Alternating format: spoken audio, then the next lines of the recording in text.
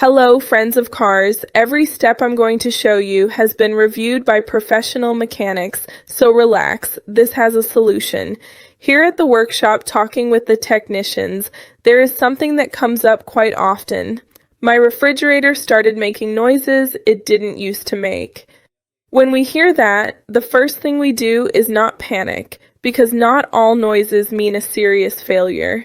In fact, in most situations, the unit is still working, but something inside is operating under more strain or under conditions that are different from normal. In many of these cases, customers describe a constant humming or a vibration that is stronger than usual. From the workshop, we explain that this usually comes from the compressor, which is the heart of the refrigerator. Technicians often say if the compressor sounds louder than normal, it's almost always working under stress. And that can happen when the unit is dirty, poorly ventilated, or when it hasn't had maintenance for a while. In several cases, we've also seen the noise increase when the refrigerator is too close to the wall or doesn't have good air circulation at the back.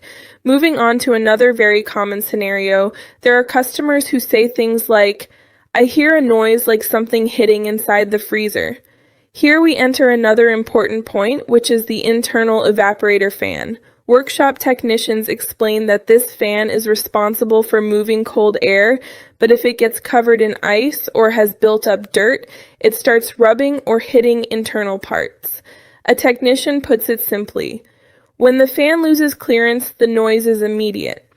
Even some manufacturers have improved the design of these blades in newer models because they noticed that in high humidity conditions, they could create vibrations or contact with ice.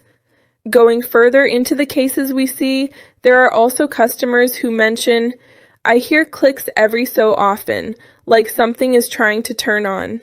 That sound usually comes from the start relay or the system that activates the compressor.